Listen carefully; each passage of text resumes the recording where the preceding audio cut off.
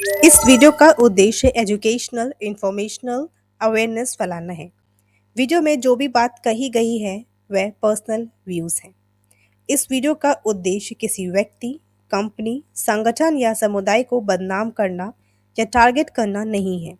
अगर वीडियो की कोई बात किसी व्यक्ति, घटना से मिलती जुलती लगी तो वह सिर्फ एक संयोग माना जाएगा।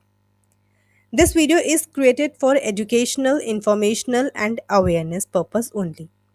The discussions presented here are based on general observation, experiences, and personal perspective. The content is not intended to target, criticize, or defame any individual, organization, company, or community.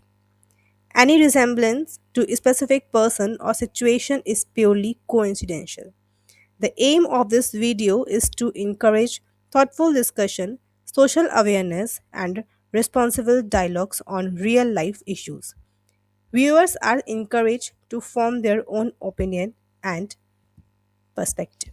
Most welcome to this salary on paper 20 to 25,000 show की जाती हो, account में credit की जाती हो, but उनके हाथ में सिर्फ 10 to 15,000 ही दिए जाते हो।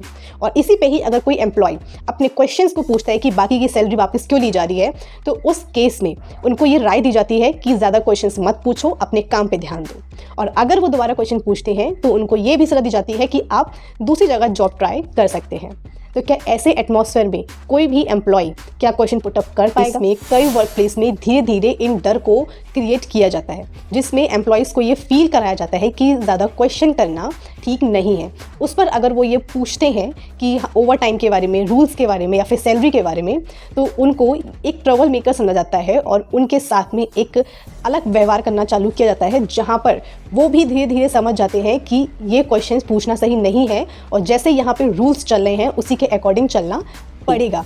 क्यों? बिकॉज उन एम्प्लॉयज़ के पीछे फैमिली होती है, बच्चों की एजुकेशंस होती हैं, पेरेंट्स की मेडिसिन्स होती हैं और उनकी एक्सपेंसेस होते हैं, जिसमें ये सब कुछ डिपेंड होता है उनकी इन सैलरी के ऊपर। ऐसे वर्क प्लेस पे या फिर ऐसे कल्चर में क्या वो क्वेश्चंस को पूछ पाएगा या फिर उसको ये समझना पड़ेगा कि जो हो रहा है उसी में ही हमको एडजस्ट करना पड़ेगा, अपने राइट को हमें एक्सेस नहीं करना है।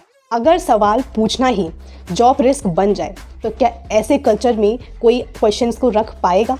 कई जगहों पर लैक ऑफ ट्रांसपेरेंसी जैसी चीज़ें भी देखने को मिलती है, जहाँ पे एम्प्लॉयज़ को कंप्लीट नॉलेज दी ही नहीं जाती है उनकी चीज़ों के बारे में, विच मीन्स सैलरी स्ट्रक्चर क्या है, डिडक्शन क्यों हो रहा है, एम्प्लॉयज़ की पॉलिसीज़ क्या है, एम्प्लॉयज़ के राइट्स क्या है। जब सिस्टम में ट्रांसपेरेंसी नहीं होगी तो कन्फ्यूज़न और डर दोनों बढ़ जाते हैं। कई वर्क प्लेस में मैनेजमेंट और वर्कर्स के बीच में एक पावर गैप देखने को मिलता है। अगर लोगों को लगता है कि उनकी आवाज़ सुनी ही नहीं जाएगी तो धीरे धीरे वो सवाल पूछना भी बंद कर देते हैं, क्योंकि ऐसे वर्क कल्चर में अगर कोई बंदा क्वेश्चन उठाने की कोशिश करता है तो वहाँ पे मोनोपोली क्रिएट करके उसको दबाने की कोशिश की जाती है, उसको मेंटली हैरेसमेंट और टॉर्चर जैसी चीज़ों को देखने को मिलता है। और धीरे धीरे समय के साथ साइलेंस ही एक नया सिस्टम बन जाता है। एक हेल्दी वर्क प्लेस वही होता है जहाँ पर ओपन टॉक हो सके, अपनी बात को रखा जा सके और उनकी बात को सुना जा सके, जहां पर एम्प्लॉयज बिना डरे, बिना झिझके अपनी क्वेश्चंस को रख सकें, अपनी कंसर्न्स को रख सकें और उनको ये फील कराया जा सके कि आपकी कंसर्न्स और आपकी प्रॉब्लम्स